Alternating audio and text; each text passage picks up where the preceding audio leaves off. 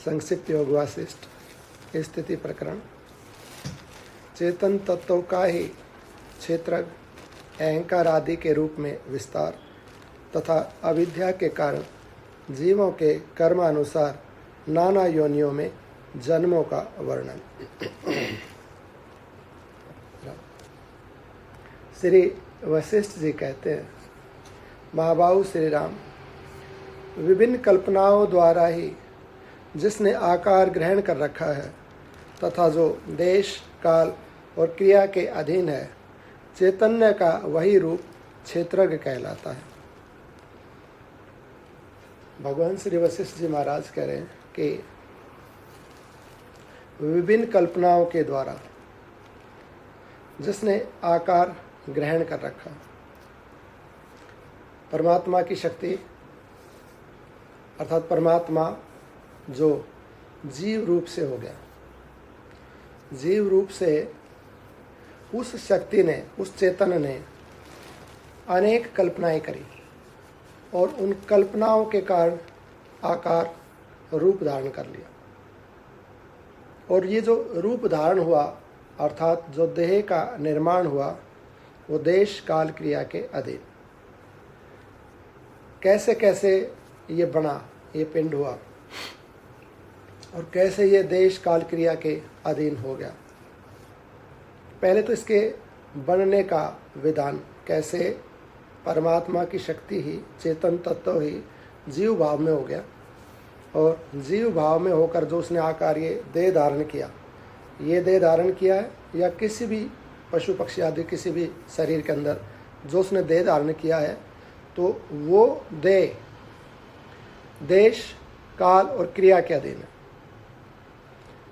अब जैसे ये देश है, ये स्थान है, तो यहाँ का जो विधान है इस देश का, इस स्थान का, उसके अधीन हम है। जैसे भारत में अब ये आदेश पारित है कि भी बाहर नहीं निकल सकते, या भारत के भी जिस प्रदेश के अंदर हम रह रहे हैं वहाँ कोई विशेष अधिकार हमें मिल सकता है, विशेष छूट मिल सकती है, या कोई सरकार के द्वारा विशेष कोई बंधन भी हो सकता है। तो उस देश में वहाँ की नियमों के अनुसार, राज्य के अनुसार जो व्यवस्था है, उस व्यवस्था के अधीन उस शरीर को रहना पड़ेगा।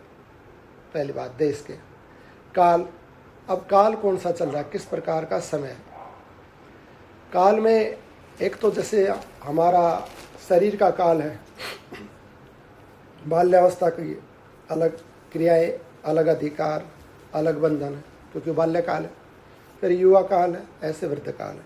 तो प्रत्येक अवस्था के अंदर अलग अलग बंधन है, उस काल के अधीन रह के ही उसको सब कार्य करना है। दूसरा, अब हमारा अच्छा काल चल रहा है कि खराब काल चल रहा है। मान लो एक तो वर्ण अवस्था, पहले बाल्य, युवा, वृद्धावस्था शरीर की अवस्था है, और फिर हमारे प्रारब्ध के अनुसार हमारा समय कैसा चल रहा है। तो उस काल के अनुसार हमें सुख होगा कि दुख होगा, वहाँ पर हम बंधे हुए काल की उस व्यवस्थाओं के अंदर। फिर देश काल और क्रिया, फिर कैसा हम कर्म करते हैं, उस कर्म के अनुसार फिर हमारा बंधन, मोक्ष, या जो भी हमें अधिकार मिल रहे हैं, या कुछ भी बंधन मिल रहा है या मोक्ष हो रहा है, हमारा हमें सुख मिल रहा है या दुख मिल रहा है, उस क्रिया के अनुसार। तो तीन चीज़ें। पहले चेतन तत्व ने अनेक इच्छाएं की, अर्थात इच्छा की कि मैं शरीर हो जाऊं। उस चेतन तत्व ने इच्छा करके उसने देह को धारण कर लिया, उस चेतन तत्व ने। और जब वो चेतन तत्व देह को धारण कर लिया तो उसके बाद देश काल क्रिया के अधीन हो गए। सिया रामचंद्र श्री हनुमान जी महाराज की जय। पहले यही चेतन तत्व जब जीव नहीं था तो देश काल क्रिया के अधीन नहीं था। किसी देश का नियम इसके पर लागू नहीं होता था, क्षेत्र का, क्योंकि ये सर्वत्र व्याप्त था, तो स्थान का नियम लागू नहीं होगा। काल अर्थात ये जन्मने मरने वाला नहीं था, ये वृद्ध होने वाला, युवा होने वाला नहीं था, तो काल का नियम भी इसके ऊपर लागू नहीं होता था।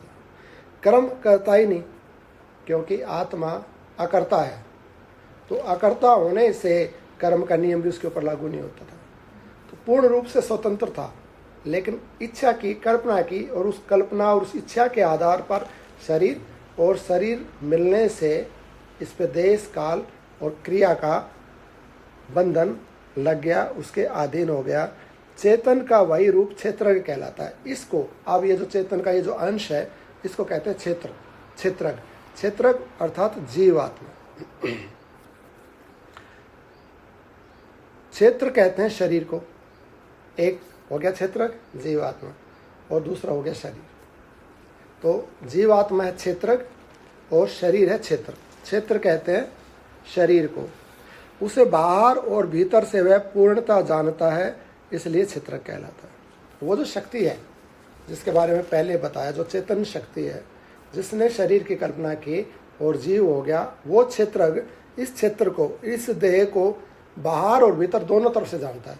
अर्थात इसके मन, बुद्धि, इसमें जो भी कुछ भाव है अंदर में, सुख दुख का भाव है, भूख प्यास का भाव है अंदर में, जो भी इसमें विचार है, उन सबको अंदर से भी जानता है। वो अंदर का भी ज्ञान है और इस शरीर के बाहर का भी ज्ञान है। उसको बाहर से ठंड लग रही है या कोई और सुख है, दुख है, पीड़ा है शरीर के अंदर, अब ये शरीर चल रहा है, फिर रहा है, बैठा है, लेट गया है, तो बाहर की क्रियाओं को और अंदर के भावों को वो आत्मा, वो जीव जानता है। क्षेत्रज्ञ ही वासना का संकलन करके अहंकार भाव को प्राप्त हुआ। अब वो जो क्षेत्र, अब क्रम में बता रहे हैं कैसे कैसे ये जीव बना, और जीव से फिर मन, फिर उससे जीव से बुद्धि, बुद्धि से मन, मन से इंद्रियां, इंद्रियों से शरीर, कैसे कैसे बनता चला गया, उसका क्रम यहाँ पर भगवान श्री वशिष्ठ जी महाराज कह रहे हैं। क्षेत्रज्ञ ही वासना का संकलन करके अहंकार भाव को प्राप्त होता है। उस क्षेत्र ने, उस चेतन तत्व ने, उसमें वासना हुई या जिज्ञासा हुई या इच्छा हुई, तो उस इच्छा से कि मैं देह धारण करूं, ये मनुष्य का देह धारण करूं या ये करूं, तो उसने जो देह धारण करने की इच्छा करी, जो उसमें ये वासना थी, उसका संकलन करने से, उसके होने से अहंकार की प्राप्ति होगी। इच्छा करते ही कि मैं देह को धारण करके सुखी हो जाऊं या संसार में घूमूं या इस प्रकार का बन के देखूं, जो भी उसकी इच्छा रही चेतन की, तो उसने जैसे ही ये इच्छा जताई तो अहंकार प्रकट हो गया। अहंकार प्रकट हो गया अर्थात मैं भाव प्रकट हो गया सबसे पहले, अहंकार। क्योंकि मैं होगा वही तो घूमेगा फिरेगा, तभी तो कहेगा मैंने खाया, मैं चल रहा हूँ, मैं घूम रहा हूँ, तो ये मैं प्रकट हो गया सबसे पहले। अहंकार सूक्ष्म रूप से उस चेतन में ये अहंकार भाव, मैं भाव सबसे पहले प्रकट हो गया। अहंकार ही निश्चयात्मक वृत्ति से युक्त होकर जब निर्णायक एवं कल्पनाओं से युक्त होता है, तब उसे बुद्धि कहते हैं। वह अहंकार, उस अहंकार ने फिर एक निश्चय किया कि मुझे ये वृत्ति या ये शरीर धारण करना। उस अहंकार ने निश्चय किया मेरे को देवता बनना। अभी तो शुद्ध है ना, पवित्र है, तो कोई भी रूप धारण कर सकता है। उस अहंकार ने कि मेरे को देवता बनना है, या मेरे को गंधर्व बनना है, मेरे को मनुष्य बनना है, या मैं नाग बन के देखूं कैसा नाग का, या मैं सिंह बन के देखूं वो कैसा होता है। तो उसने जैसी इच्छा की उस अहंकार ने, तो अपनी बुद्धि से जैसा निश्चय कर लिया, तो निश्चय करने से पहले अहंकार था, अहंकार का कोई एक विशेष रूप नहीं है। जैसे जब हम सवेरे जगते हैं तो सबसे पहले हमें अपने होने का भान होता है, तो सात्विक अहंकार है वो। उस सात्विक अहंकार में ये नहीं होता कि हम कौन है, बस ऐसी अपनी एक सत्ता अनुभव होती है कि है, और फिर उस सत्ता में सबसे पहले मैं आता है कि मैं हूँ, मैं उठ रहा हूँ। फिर ये आता है कि मैं स्त्री हूँ, मैं पुरुष हूँ, मैं फिर यहाँ पर हूँ, उसका पिता हूँ, उसका पुत्र हूँ, उसकी बहन हूँ, बेटी हूँ। फिर मेरा चालू हो जाता है, फिर मेरे ये मेरा घर है, मेरा ये। तो वो जो अहंकार है वो निश्चय करता है। जब सवेरे हम उठते हैं तो अहंकार में सबसे पहले मैं की सिद्धि होती है, ये मैं हूँ, और वो मैं फिर निश्चय करता है कि अब मुझे उठना है, अब मुझे ये कार्य करना है, तो अब मैं ऐसा हो जाऊँ, अब मैं वो करूँ। उस मैं को निश्चय करना होता है। तो वो मैं जब निश्चय करने लगता है तो निश्चय करने के लिए उसको एक शक्ति की प्राप्ति होगी, उस शक्ति का नाम है बुद्धि। क्योंकि निश्चय बुद्धि से होता है। तो वो निश्चय करता है कि अब मैं उठ जाऊं, तो उठ जाता है। फिर निश्चय करता है अब मैं ये अमुक कार्य करूं, पूजा पाठ, घर व्यवहार का, ऑफिस का। तो और बुद्धि फिर अनेक अनेक निश्चय आगे आगे करती जाती है। अब मुझे ये खाना है, मुझे वो चलना है, मुझे वहाँ मिलना है, मुझे ये अपना, तो वो बुद्धि निश्चय करती जाएगी और अहंकार चलता जाएगा। बुद्धि ऐसा निश्चय करेगी कि ना लेते हैं, तो अहंकार अर्थात ये शरीर ना लेगा।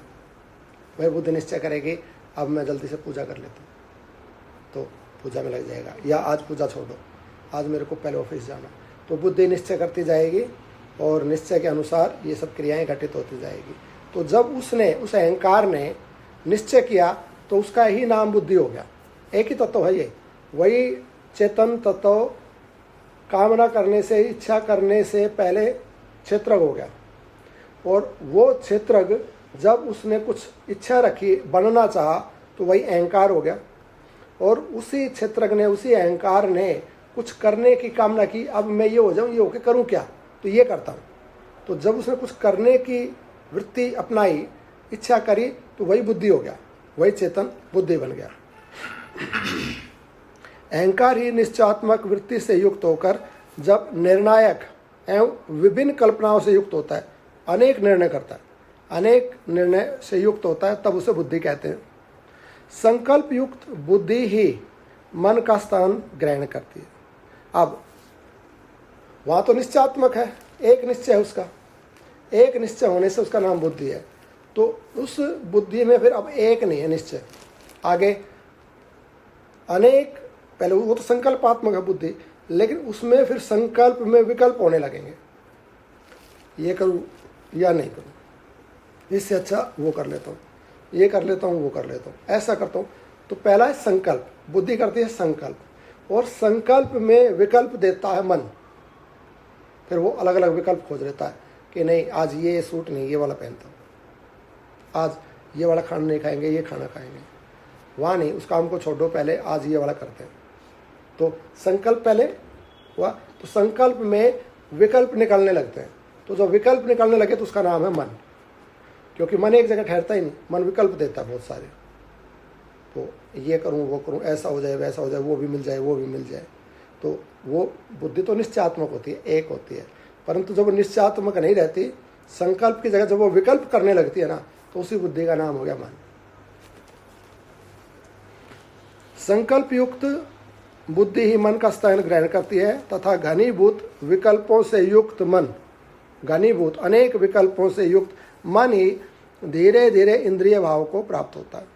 फिर ये मन ही कि अब ये कार्य हाथ से करूं कि पैर से करूं, या जुबान से बैठे बैठे ऑर्डर कर दूं,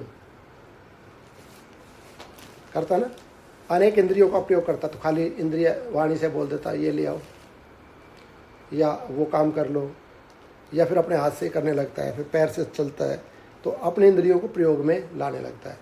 तो वो मन ही फिर इंद्रिय होगा।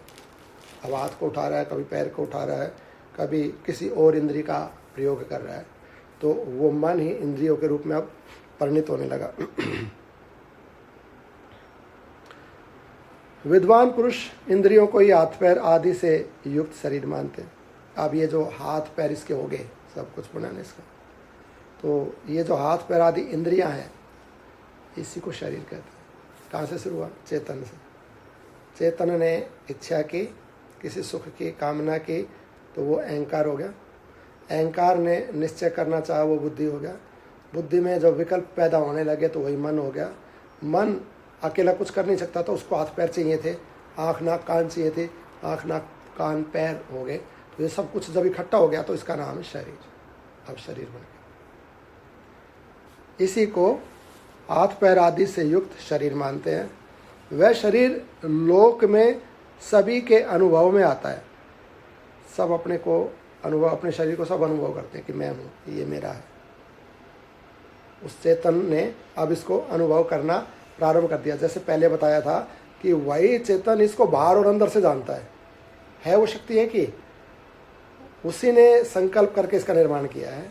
और वो क्योंकि संकल्पमय है और पहले वो सर्वत्र थे, उसमें शक्ति है, उस शक्ति से, उस ज्ञान से वो इसके अंदर भी है और इसके बाहर भी है, तो इसको बाहर से भी जानता है, इसको अंदर से भी जानता है।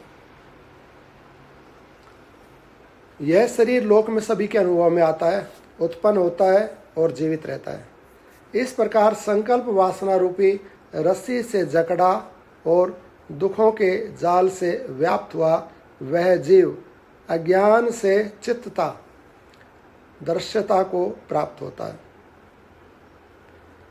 बन गया शरीर, शरीर बनने के बाद बुद्धि, मन, इंद्रियां सब कुछ इसके पास है, और अब ये इनका प्रयोग करता है, इंद्रियों का, और प्रयोग करके इससे जो संकल्प करता है, इच्छाएं करता है, शरीर से, मन से, इंद्रियों से कार्य करता है, तो वो कार्य करके अब बंधना चालू हो गया। तो इसने शरीर की क्यों इच्छा की थी? सुख के लिए। इसने प्रारंभ में कामना की चेतन ने, तो कि मैं ऐसा बन के देखूं। ऐसा क्यों बनूं? क्योंकि ऐसा बनने से मैं कुछ अलग अनुभव करके देखूंगा, जैसा मैं हूँ शायद उससे अच्छा। खराब के लिए तो कोई भी ट्राई नहीं करता, तो मैं उससे अच्छे के लिए, ज़्यादा सुख के लिए ट्राई करता हूँ, उसको एक्सपीरियंस करके देखता हूँ। तो इसने इच्छा की, इच्छा करके ये सब बन गया, और ये बन के अब इस शरीर से कार्य कर्म करने लगा, मन बुद्धि से कार्य करने लगा, और उन कर्मों को करने से बंधने लगा, तो दुखी होने लगा। स्टार्ट किसके लिए किया था? सुखी होने के लिए। जितना सुखी था उसमें संतोष नहीं था, उससे ज़्यादा सुख के लिए ट्राई किया। अपने स्वरूप से, अपने प्राय ऐसा देखा जाता है, लोग अपने रूप को लेकर संतुष्ट नहीं होते, कहते मैं सुंदर नहीं। अपने ज्ञान को लेकर संतुष्ट नहीं होते, मैं तो ज्ञानी हूँ। अपनी अवस्था को लेकर संतुष्ट नहीं होते, मेरी ऐसी अवस्था क्यों है। मैं बच्चे को पूछूं ना, तो वो कहता है मैं बच्चा क्यों हूँ, मैं जवान क्यों नहीं होता। कोई जवानी को लेकर दुखी है, अभी मेरे को इतना काम करना पड़ता है, ऑफिस जाना पड़ता है, ये सारे सर का बोझा, सारे परिवार का बोझा मेरे ऊपर आ गया, तो मैं बूढ़ा क्यों नहीं हूँ, मैं आराम से। हमारे घर में एक आती थी पोछे वाली लड़की थी बेचारी, तो बहुत काम करती, माँ अपने खाट में लेटी रहती थी। तो माँ उससे कहने लगी, एक दिन बात होने लगी माँ की और उसकी, उस लड़के की, कि वो लड़की बोली माँ तू तो बहुत बढ़िया है, अपना मस्त लेटी रहती है एकदम बढ़िया। माँ बोली ये बेटी मेरे बुढ़ापे में तू ले ले और अपनी जवानी में देते। तो बूढ़े को तो जवान, उसको तो एक मैं बूढ़ा क्यों हूँ। और वो लड़की कह रही है कि माँ मैं तो तेरे जैसी बुढ़ी बनने को तैयार हूँ, ऐसे खाट में सब कुछ बढ़िया सेवा मिले, खाने पीने को मिले, काम कुछ नहीं करना। बोला मेरे तो तू अभी ले ले और मेरे को तू बना अपनी जैसी बुढ़ी। तो बूढ़ा आदमी इसलिए परेशान है कि उसका हाथ पैर काम नहीं करता ठीक से, उसके शरीर बस में नहीं है। जवान इसलिए परेशान है कि काम इतना क्यों करना पड़ता है। तो कोई बचपन से दुखी है, कोई जवानी से दुखी है, कोई वृद्धावस्था से। कोई कहता मैं रूप मेरा अच्छा नहीं है, कोई कहता ज्ञान मेरा अच्छा नहीं है, कोई कहता धन मेरे पास कम है, कोई कहता सुविधाएं मैं ज़्यादा, मेरे पास है तो खूब सुख सुविधाएं, पर शरीर बुढ़ा हो गया अब मैं भोग नहीं सकता। तो सब दुखी है। अब ये क्यों दुखी है? क्योंकि जब चेतन सत्ता अपने वास्तविक स्वरूप में थी, जिस वास्तविक अवस्था में थी, वो वास्तविक अवस्था ही सत्य भी है और सुख स्वरूप भी है, परंतु वहाँ संतोष नहीं किया। और वहाँ संतोष नहीं किया तो और सुख की इच्छा में देह बन गया, और देह बन के बंध गया तो और ज़्यादा दुख हो गया। तो इससे ये भी बात समझ में आती है कि हम जहाँ भी है उसमें संतोष कर लें। जैसा रूप है उसमें संतोष कर ले, वो भी पूर्ण है। जैसी अवस्था है उसमें संतोष कर ले, वो पूर्ण है।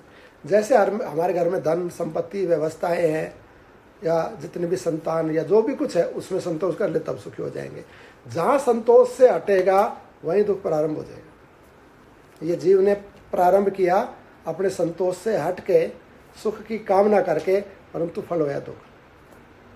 तो प्रत्येक का रूप बढ़िया है, सबकी बुद्धि ज्ञान बढ़िया है, जो उनको धन संपत्ति पदार्थ मिले वे भी पर्याप्त है, पूर्ण है। बस संतोष करना सीख ले।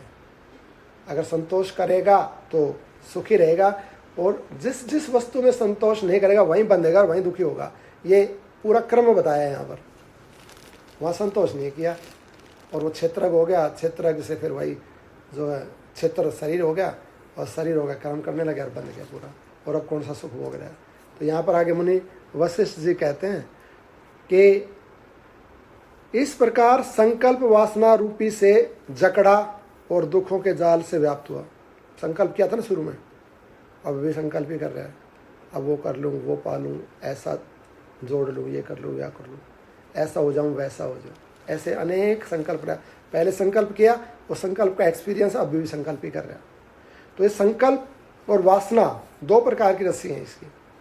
संकल्प करता है, मन में वास होता है, वास के अनुसार संकल्प करता है, संकल्प से एक रस्सी निर्मित हो जाती है जो दिखती नहीं और उससे बंध जाता है। जैसे रेशम का कीड़ा अपने उससे बंध था ना, ऐसे ही अपने संकल्प, अपनी ही वासना रूपी रस्सी से जकड़ा और दुखों के जाल से व्याप्त हुआ वह जीव अज्ञान से दृश्यता को प्राप्त होता है।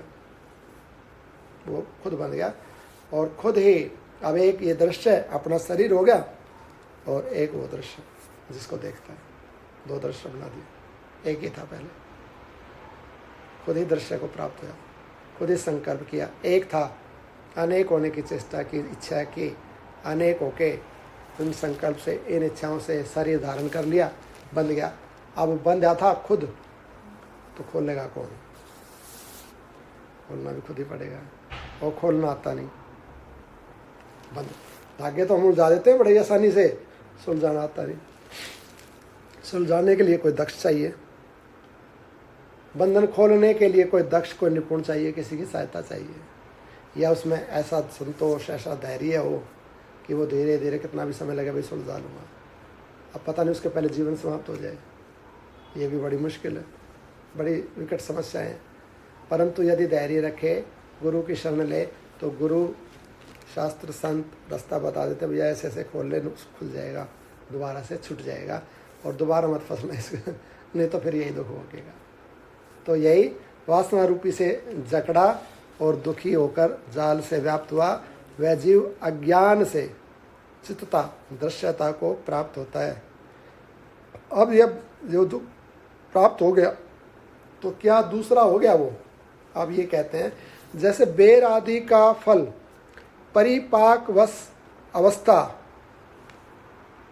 को प्राप्त होता है, रूप रस और गुणों के परिवर्तन से ही अन्य रूपता को प्राप्त होता है, उसकी आकृति जाति नहीं बदलती। उसी प्रकार बेर से भिन्न कोई दूसरा फल नहीं हो जाता है। उसी प्रकार जीव क्षेत्रक भी अविद्या रूप मल के परिणामवश अवस्था भेद से कुछ अन्य रूप सा हो जाता है। आकृति अर्थात उसकी जाति, परिणाम चेतनता जाति से नहीं।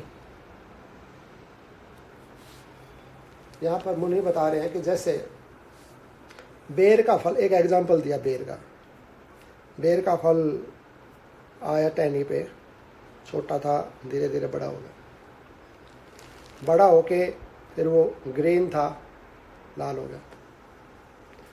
उस बेर में ही अंदर गुठली भी होगी, गुद्दा भी बन गया, उसका छिलका भी बन गया और वो हरे से लाल भी हो गया।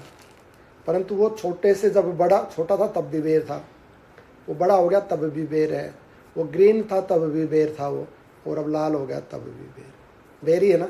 बेर से अलावा उसकी जाति परिवर्तित नहीं हुई, परंतु हो गया कुछ और जैसा ही। जैसे पहले तो छोटा सा था, अब बड़ा हो गया, अब पहले ग्रीन था अब रेड हो गया, तो कुछ और जैसा लगता है, रंग रूप आकार तो बदल गया उसका, परंतु उसकी जाति नहीं बदली, जाति से बेर ही है।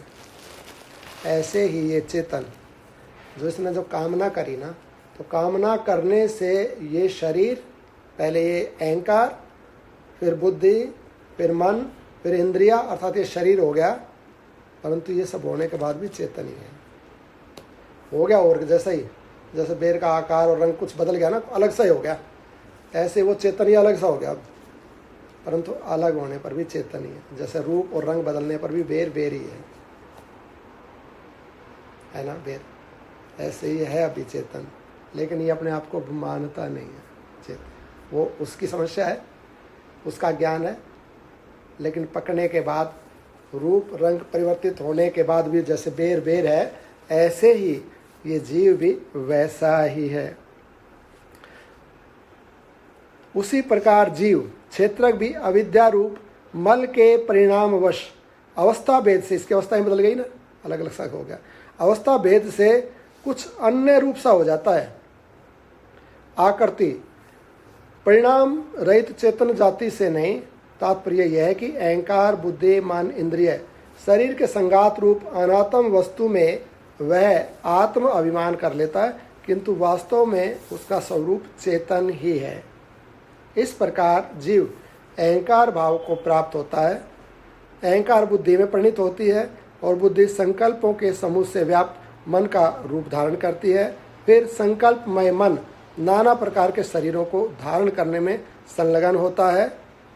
जैसे नदियाँ समुद्र की ओर भागी जाती हैं, उसी प्रकार इच्छा आदि शक्तियाँ मन का अनुसरण करती हैं। स्वाभाविक ही नदियाँ, कितनी नदियाँ, सबका एक ही क्रम है, समुद्र की तरफ दौड़ती है, समुद्र से मिले। ऐसे ही जितनी भी मन की शक्तियाँ हैं, जो हमारी ये इंद्रियाँ हैं, उसी प्रकार इच्छा आदि शक्तियाँ मन का अनुसरण करती हैं।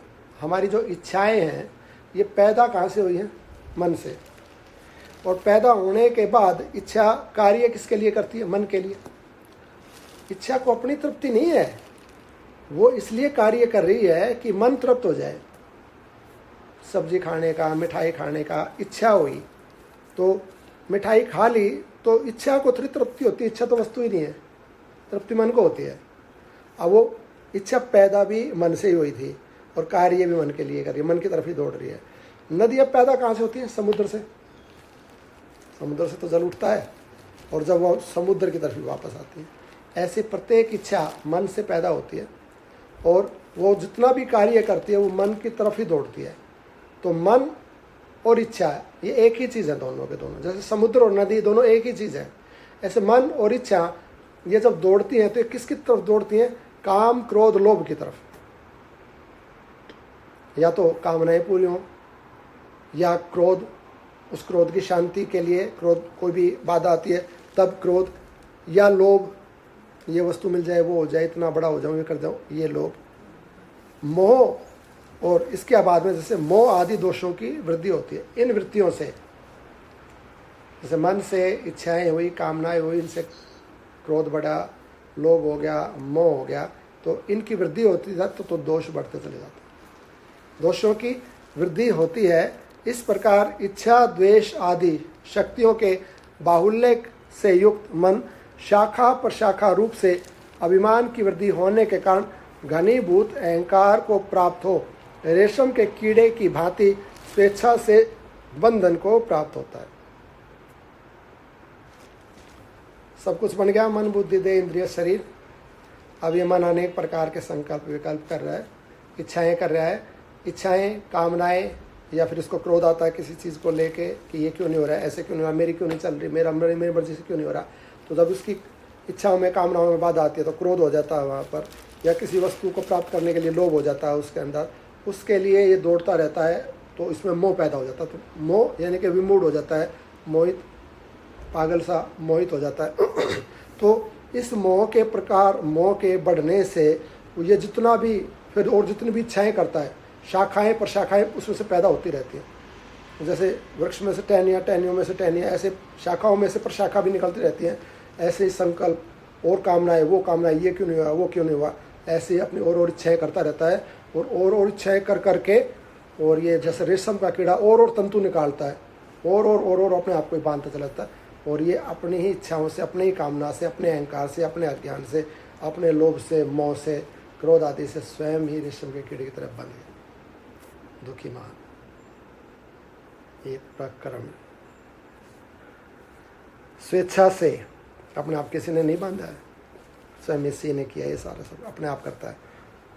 रेशम के कीड़े की भांति स्वेच्छा से ही बंधन को प्राप्त होता है। जैसे पक्षी स्वयं ही अपने शरीर को जाल आदि फंदे में फंसाकर कष्टकारी बंधन में डालते हैं, अपने शरीर को कष्टकारी बंधन में डालते और पछताते हैं, उसी तरह मन अपने संकल्पों के अनुसंधान से स्वयं ही दुखदायी बंधन में पड़ के इस लोक में संतप्त होता है।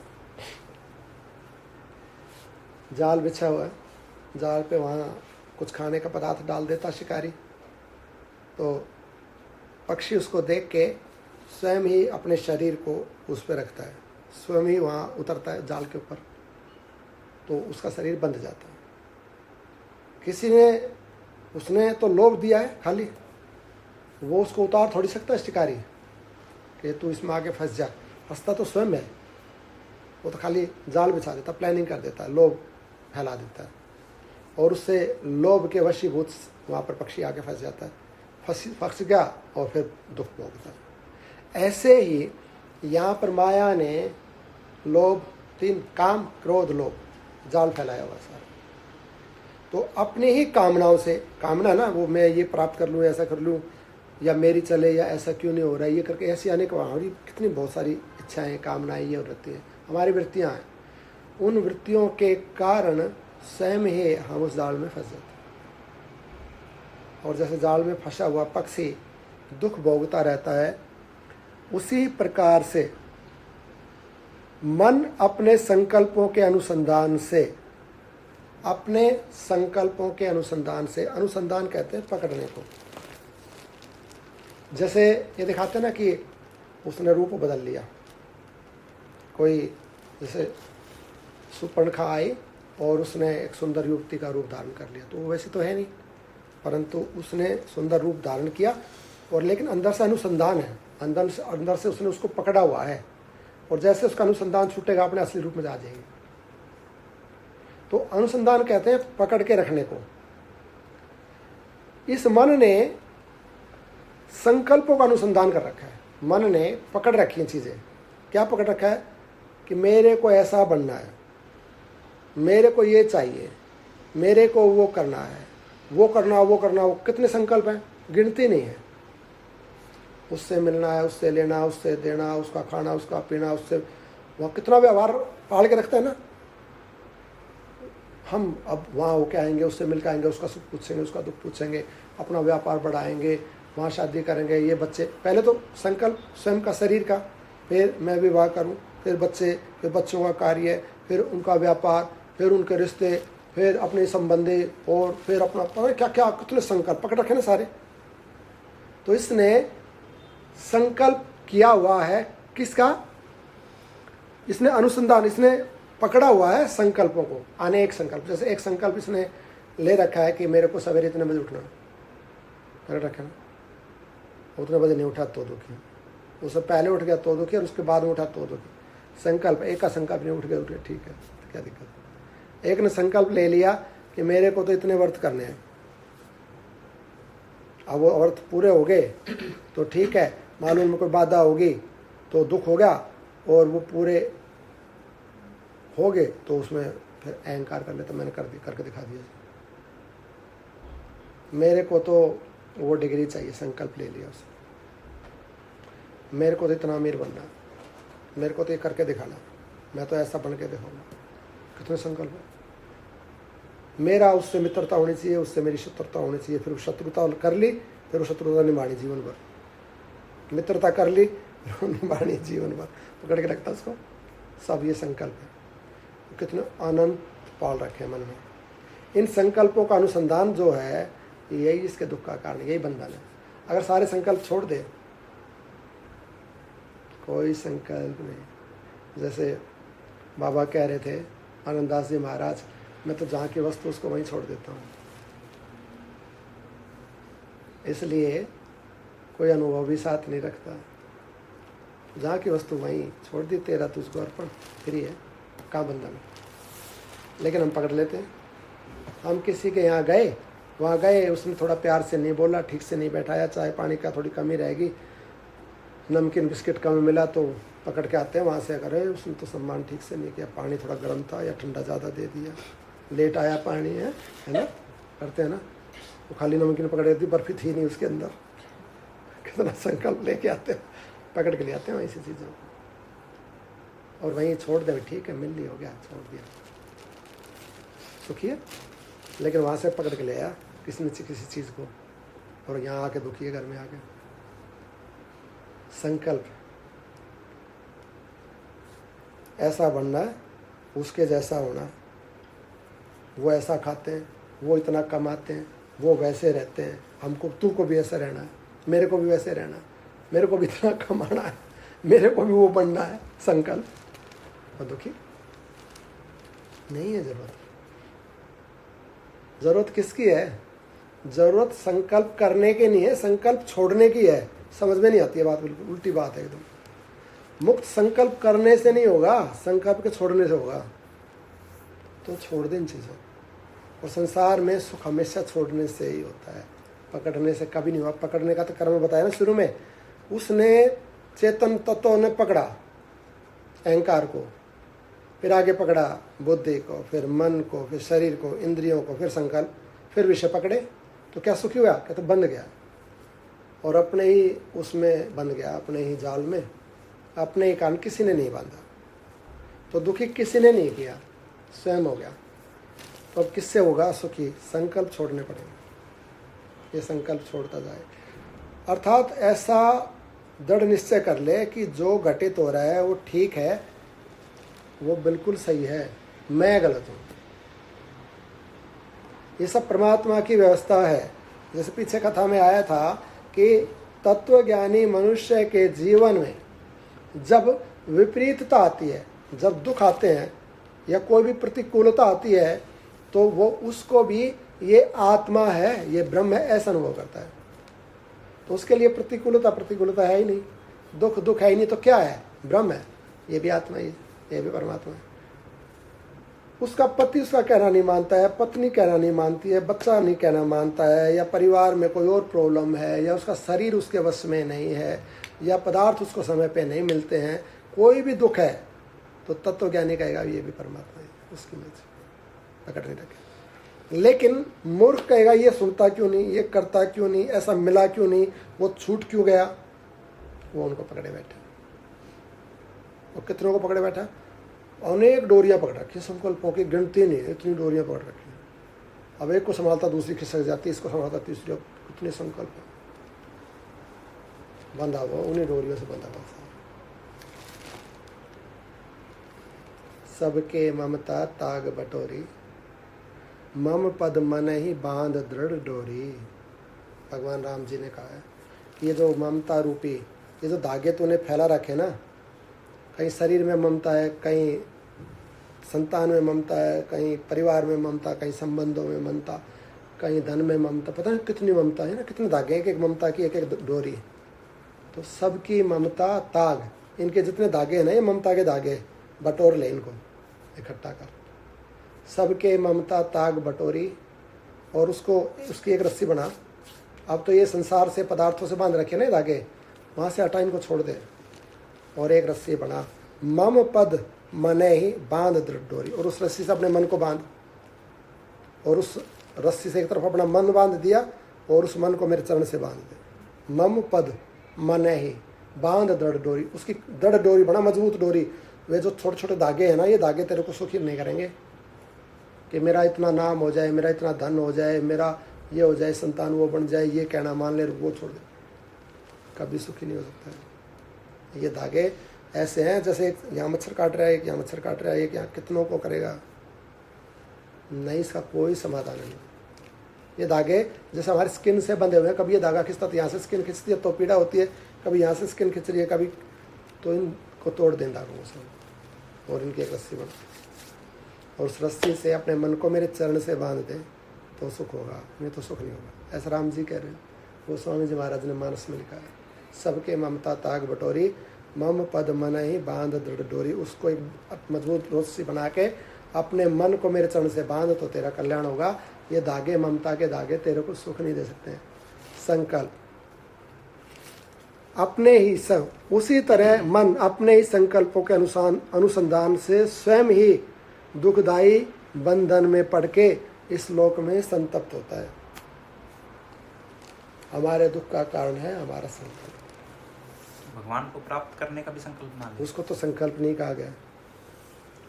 स्वयं की प्राप्ति या भगवान की प्राप्ति, इसको संकल्प नहीं कहा गया। संकल्प कहा गया है पर की इच्छा को, पदार्थ की इच्छा को, कि मेरे को धन मिले तो धन अपना रूप नहीं है, मेरे को सम्मान मिले, सम्मान अपना रूप नहीं है, मेरे को सुख मिले तो सुख भी अपना रूप नहीं है, मेरे को संतान मिले तो संतान भी अपना रूप नहीं है, मेरे को देह मिले तो देह भी अपना रूप नहीं है। तो संकल्प जो है वो पदार्थ के लिए है, पर के लिए है, और मेरे को मैं मिलूं ऐसा संकल्प कौन करता है? ऐसा कोई करता है? वो संकल्प हो ही नहीं सकता है ही नहीं वो संकल्प। मेरे को मैं मिले, मैं मिला ही हुआ हूं, तो जो मिला ही हुआ उसका संकल्प कौन करता है? संकल्प तो उसका करता जो मिला हुआ नहीं है। तो भगवान मैं ही है, भगवान मेरा ही रूप है। भगवान की भक्ति, भगवान के लिए व्रत नेम करना, पूजा करना, अपनी प्राप्ति के मार्ग पे, परमात्मा की प्राप्ति के मार्ग पे आगे बढ़ना, ये संकल्प नहीं है। ये संकल्प जैसा दिखता है परंतु संकल्प नहीं है। इसको ऐसे डिफाइन कर सकते हैं, इसका ऐसे भेद होता है। दो तरह के पदार्थ हैं, एक लौकिक पदार्थ है, एक अलौकिक। तो लौकिक को अलग कैटेगरी है लौकिक की, और अलौकिक की अलग है। तो लौकिक का जो भी इच्छा है वो संकल्प है और वो दुख देने वाली है। अलौकिक से जुड़ी हुई जो भी चीज़ें हैं, जैसे अलौकिक है आत्मा, अलौकिक है परमात्मा, तो परमात्मा का भजन अलौकिक, परमात्मा का चिंतन अलौकिक, परमात्मा को पाना, देखना, उनकी कथा सुनना, ऐसा संकल्प करना कि परमात्मा के उस तीर्थ क्षेत्र में जाऊं, अलौकिक। परमात्मा की कथा सुनने के लिए वहाँ जाऊं, अलौकिक। परमात्मा का वो ग्रंथ पढ़ लूँ, अलौकिक। परमात्मा का नाम, रूप, रंग, उनसे जो भी जुड़ा हुई वस्तु है सब अलौकिक है। तो अलौकिक एक अलग कैटेगरी है, वो संकल्प की श्रेणी में नहीं है, वो तो हमारा स्वरूप है। इसलिए उसको संकल्प नहीं कहेंगे, और इसलिए वो दुखदायी भी नहीं है, दुख नहीं देता है। परमात्मा का नाम, कीर्तन, भजन, उनका पूजन, सेवा, परमात्मा से जुड़ी कोई भी वस्तु अंततः सुख देगी। शुरू में कष्टदायी लग सकती है परंतु उसका परिणाम सुखदायक होगा। और सांसारिक वस्तु का संकल्प शुरू में सुखदायी हो सकता है, परिणाम में दुखदायी होगा। तो संकल्प है पर के लिए, स्वयं की प्राप्ति के लिए संकल्प की आवश्यकता ही नहीं है। वो तो अपना ही रूप है, वो तो हमारी मांग है। जो हम गलती से छूट गया हमारा स्वरूप, या जिससे हम विमुख हो गए, उस अविद्या से छूटना, अपने स्वरूप में स्थित होना, वो तो मांग है। जैसे भोजन शरीर की मांग है, ऐसे ही परमात्मा में एक हो जाना हमारी मांग है, उसमें संकल्प नहीं। लौकिक पदार्थों के संकल्प से जो इसने अनुसंधान कर रखा है, अर्थात संकल्प भी कर लिए तो ठीक है, परंतु संकल्प का अनुसंधान गलत है। अनुसंधान अर्थात पकड़ा हुआ है। जैसे बहुत सारे गैस के बैलून हैं और वो उड़ने वाली गैस है। अब इसने एक बैलून पकड़ा, फिर 2, फिर 100 पकड़ लिए। 100 पकड़ के अब थोड़ा थोड़ा इसको, इसका हाथी ऊपर उठा दिया, गैस की पावर इतनी ज़्यादा है, अब और पकड़ लिए 100। अब तो ये जो है ना, इसके शरीर को ही उठाने लग गया, और वो इन धागों को नहीं छोड़ रहा है। तो अंततः छोड़ना पड़ेगा, नहीं छोड़ेगा तो दुखी हो जाएगा, या फिर ये उड़ा ले जाएंगे, तो पता नहीं कहाँ पर पटकेंगे ले जाकर। तो ये जो अनुसंधान है संकल्पों का, जो पकड़ा हुआ है ना संकल्पों को, ये अज्ञानता है। इसको सांसारिक मनुष्य ज्ञान मानता है। मेरे को तो भाई ऐसा बन के रहना है, मेरे को तो इतना इतना मेहनत करके दिखानी है, मेरे को तो वो बन के दिखाना है। क्या बनेगा, किसको दिखाएगा, कब तक जिसको दिखाएगा वही नहीं रहेंगे कुछ समय के बाद। ना तू रहेगा ना वो रहेगा, जिसको दिखाने की आज कोशिश कर रहे हैं। मेरे को उसको सुधारना है, मेरे को उससे बदला लेना, मेरे को इतना कमाना, पदार्थ ही नहीं रहेंगे तो ही नहीं रहेगा। तो ये जो संकल्प है, सांसारिक मनुष्य इसको सत्य मानता है, सुखदायी मानता है, परंतु ना ये सुखदायी है ना ये सत्य है। वस्तुतः यही बंधन है।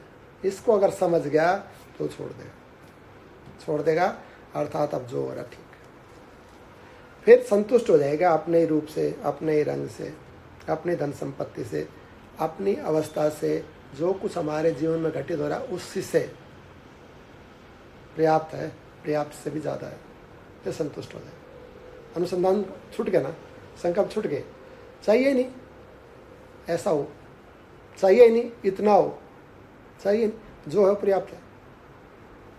हमारा शरीर बढ़िया, हमारी बुद्धि बढ़िया, हमारे पास जो पदार्थ वो बढ़िया, हमारी संतान बढ़िया, हमारा भगवान बढ़िया, सब बढ़िया, सब बढ़िया, सब जगह संतुष्ट है।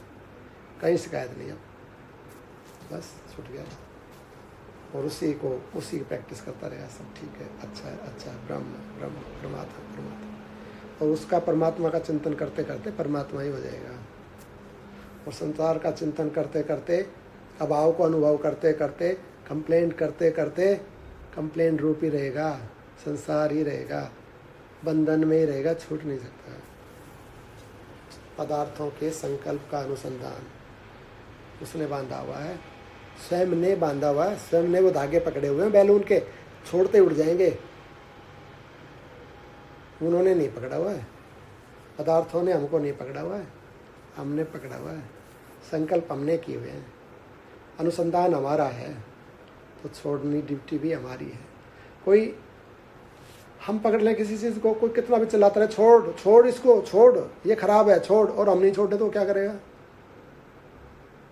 छोड़ना तो हमें पड़ेगा ना। शास्त्र बता रहा है भैया तेरी ये गलती है, तू छोड़ इसको, छोड़ इसको। वो में पड़ा हुआ है कि उसको छोड़, इसको पकड़, इसको पकड़। वो उसको छोड़ता नहीं है, इसको पकड़ता नहीं, तो कैसे बाहर निकलेगा? पड़े रह जाएगा नीचे। रस्सी लटका रखी है कि उस चीज़ को छोड़, इस रस्सी को पकड़, बाहर आ जाएगा। ये ज्ञान की रस्सी लटका रखी परमात्मा ने कि इसको पकड़, उसको छोड़। कुछ नहीं है ये संसार, इसमें इतना फंसने की, इतना इसको इम्पोर्टेंस देने की नहीं आवश्यकता। रिलैक्स हो जाए और ज़्यादा करके मान इसको, सुखी हो जा, जुड़ जा अपने आप से, परमात्मा से। ये सब परमात्मा है, इसको सुधारने का प्रयास मत कर, अपने को सुधारने का प्रयास कर। ये तो जीवन नष्ट हो जाएगा, समाप्त हो जाएगा, थोड़ा रह जाएगा। और जब भगवान पे ध्यान देगा, अपने पे ध्यान देगा, सब कुछ चीज़ें ज़्यादा हैं, अच्छी हैं, पर्याप्त हैं। छोड़ना पड़ेगा संकल्प, अनुसंधान तोड़ना पड़ेगा।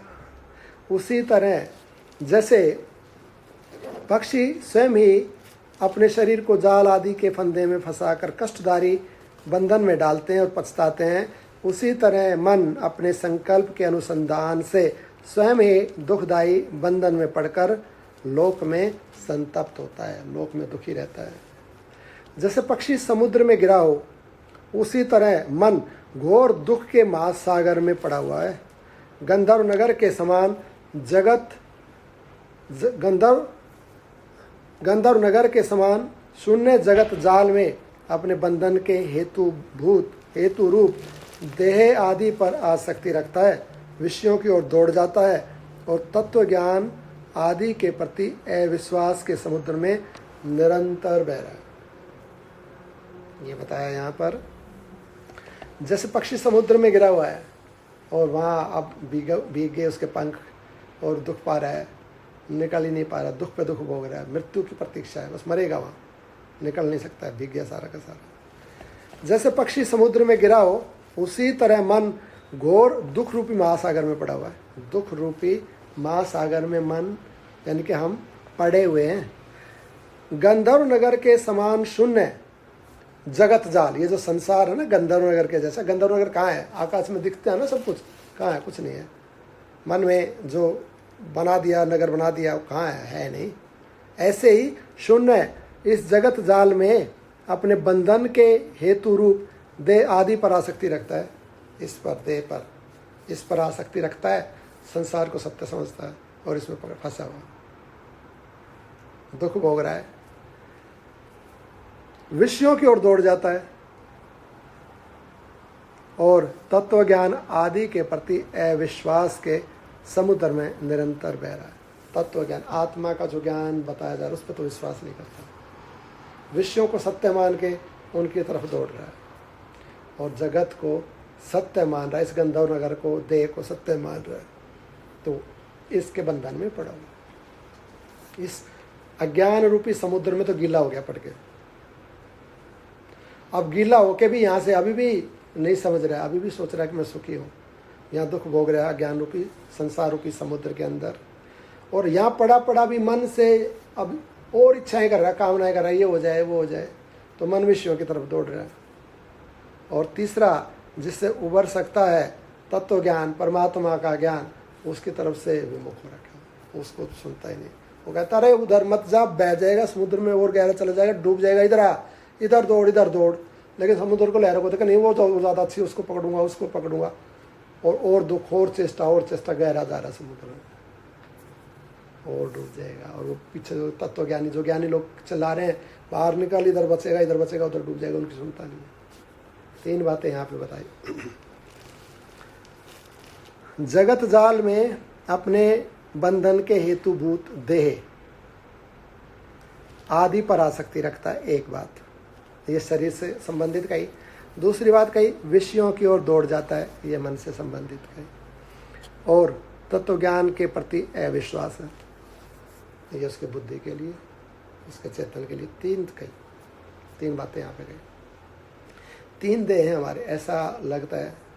आज सवेरे जब अध्ययन कर रहे थे तो गुरुदेव की प्रेरणा से ऐसा आया ज्ञान कि शायद ये ठीक हो, या हो सकता है कि ब्रह्म भी हो। तो ये जो 3 चीज़ें यहाँ बताई, 3 हमारे देह हैं। एक स्थूल शरीर है, एक सूक्ष्म शरीर है, और एक कारण शरीर। कारण शरीर जो है उसको कहते हैं अज्ञान।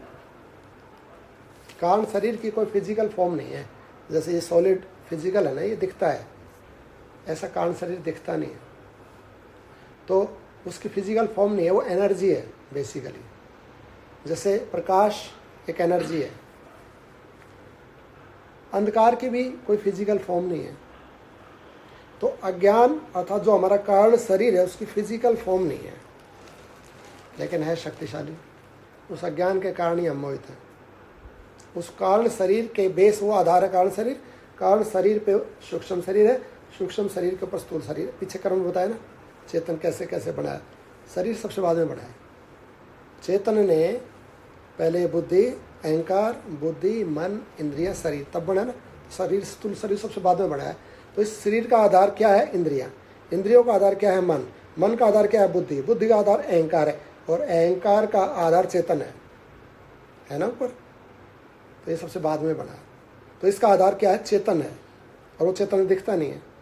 अब इस स्थूल देह का जो आधार है, 3 शरीर हैं, एक कारण शरीर है, दूसरा सूक्ष्म, और तीसरा स्थूल शरीर है।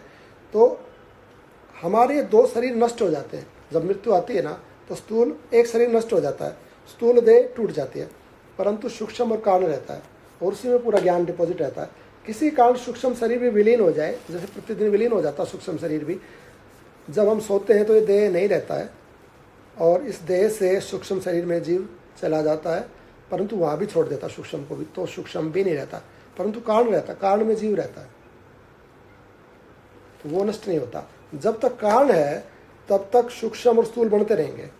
जैसे सुषुप्ति अवस्था से हमारी स्वप्न अवस्था, और स्वप्न से जागृत, तो कारण शरीर से सूक्ष्म, और सूक्ष्म से स्थूल शरीर प्राप्त होता रहेगा। अगर कारण शरीर टूट जाए तो ये 2 भी टूट जाएंगे, या पहले ये 2 टूट जाए फिर कारण टूट जाए, तो फिर मुक्ति हो जाएगी, ऐसा होगा। तो सब इन 2 शरीर का आधार जो है, बेस है, वो है कारण शरीर। तो कारण शरीर कहा गया अविद्या को, अज्ञान को, यानी कि अज्ञान के कारण ये शरीर हुआ है। अज्ञान के कारण मन, बुद्धि, इंद्रियां और स्थूल देह हुआ है। तो इसका आधार हुआ कारण। अब ये कारण किससे टूटेगा? अज्ञान जो है, अविद्या, किससे टूटेगा? तत्व ज्ञान से। अंधकार को कौन मिटा सकता है? प्रकाश। तो कारण को तोड़ने में, उस शरीर को नष्ट करने में जिसकी सामर्थ्य है, उसका नाम है ज्ञान। तो 3 शरीर बताए, 3 योग बताए जा रहे हैं। ज्ञान योग है, कर्म योग और भक्ति योग, 3 योग है। कारण शरीर है, स्थूल शरीर, सूक्ष्म शरीर, 3 शरीर है। तो तीनों ही करने पड़ेंगे, तीनों की आवश्यकता है। ज्ञान योग में जो ये ज्ञान बताया जा रहा है, इसको महत्व देना पड़ेगा। जैसे समुद्र में बहते हुए व्यक्ति को कोई कह रहा है ना इधर आ, तो उसको महत्व देना पड़ेगा। उसको महत्व नहीं देगा तो अंदर गहरे में चला जाएगा। तो ज्ञान को महत्व देना पड़ेगा। ज्ञान को नहीं नकार सकते, ऐसे ही कर्म योग को भी नहीं नकार सकते, और भक्ति योग को भी नहीं नकार सकते। तीनों के संयोग से 3 शरीर टूटेंगे। अब ज्ञान को महत्व दिया। ज्ञान को महत्व क्या है? संसार सत्य नहीं है। पदार्थ जिनके लिए हम दौड़ रहे हैं ना, पागल हो रखे हैं, सत्य नहीं है। ये मन, ये मेरी इंद्रियां, ये मेरा शरीर भी सत्य नहीं है, टूटेगा, जाएगा, मृत्यु होगी। आत्मा ही सत्य है, परमात्मा ही सत्य है। ज्ञान को महत्व देना पड़ेगा। तो जब ज्ञान को महत्व देगा तो ज्ञान योग में स्थित होगा। ज्ञान योग में स्थित होगा तो इसका कारण शरीर टूटेगा। प्रकाश से ही अंधकार दूर होगा, तो प्रकाश करना पड़ेगा। अब ज्ञान चाहिए, ज्ञान योग चाहिए कारण शरीर के नष्ट करने के लिए। दूसरा है सूक्ष्म शरीर, हमारा मन, हमारी बुद्धि, इंद्रियां। तो उसके लिए है भक्ति योग। मन परमात्मा को चाहिए, मन से ही भक्ति होती है। तो मन को, हमारा जो सूक्ष्म चेतन है उसको, जो हमारी आँख या हमारी मन या हमारी बुद्धि आदि जो ये अंतःकरण है ना, ये जो इंद्रियां हैं, ये इससे भक्ति होती है। शरीर की भक्ति को भक्ति नहीं कहा गया, वस्तुतः मन से भक्ति होती है। तो मन को, मन से भक्ति योग स्वीकार करना पड़ेगा, अर्थात मन परमात्मा में लगाना पड़ेगा, संसार से हटाना पड़ेगा। तो भक्ति योग करने से, अर्थात परमात्मा से अपना मन जोड़ने से सूक्ष्म शरीर टूट जाएगा।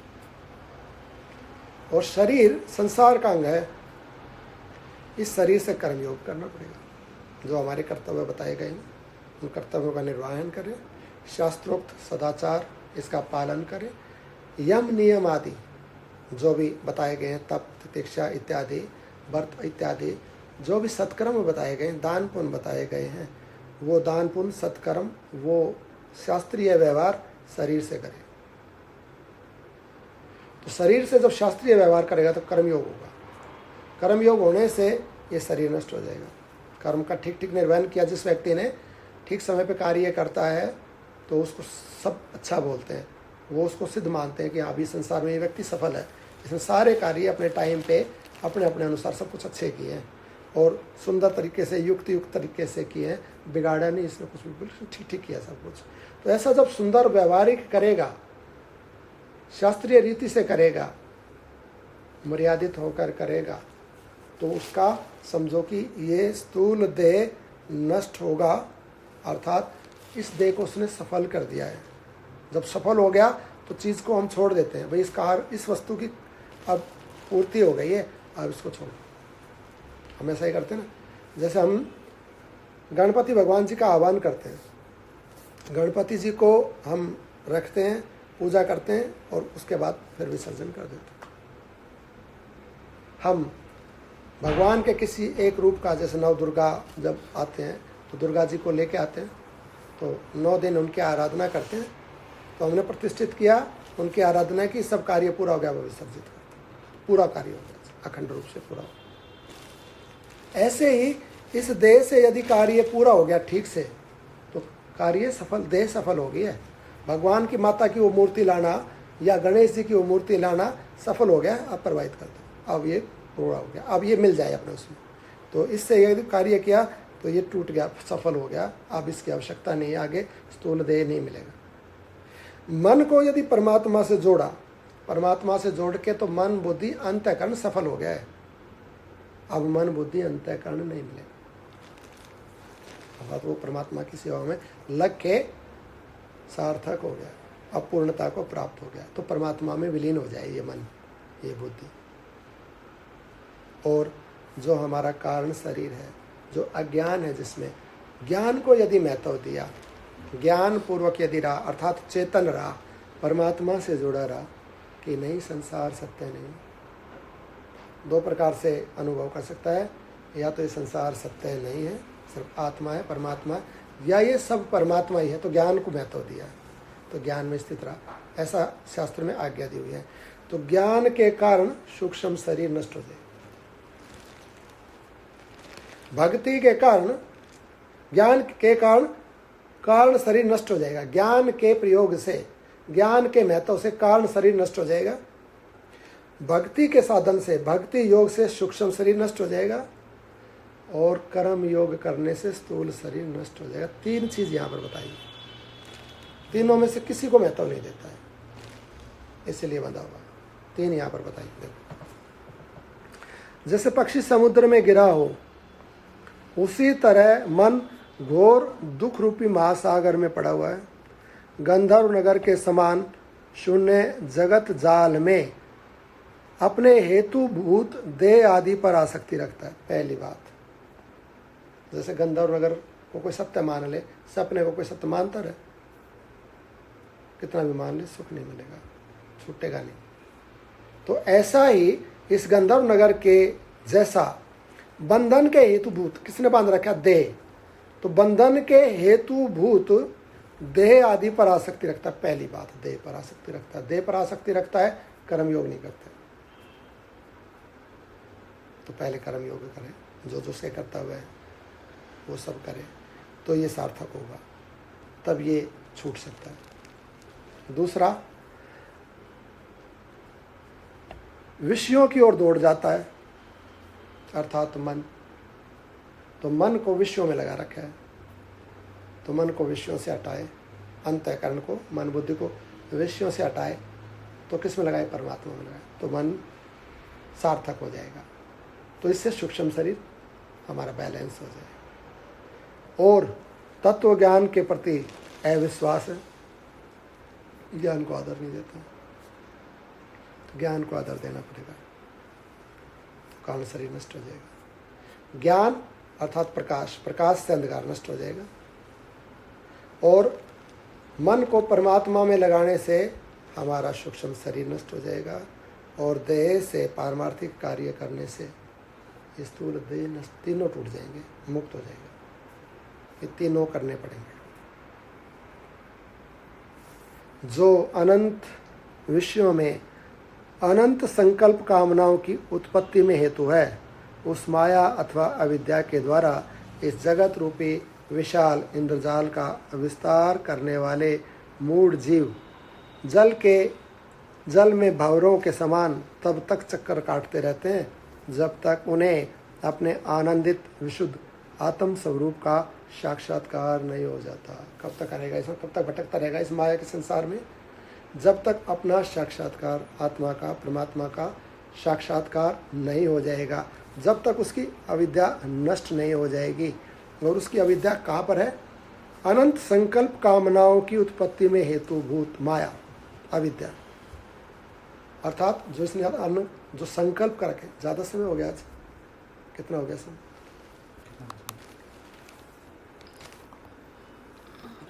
एक घंटा हो गया, जल्दी कंक्लूड करते हैं।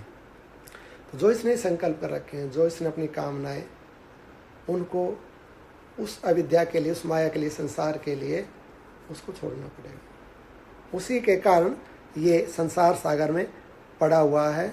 इन विषयों के कारण ही अनंत संकल्पों की उत्पत्ति में हेतु माया या अविद्या रूपी इस जगत रूपी विशाल इंद्रजाल का विस्तार करके मूढ़ जीव जल के भंवरों में तब तक चक्कर काटते रहेंगे जब तक अपने आनंदित विशुद्ध आत्म स्वरूप का साक्षात्कार नहीं हो जाता है।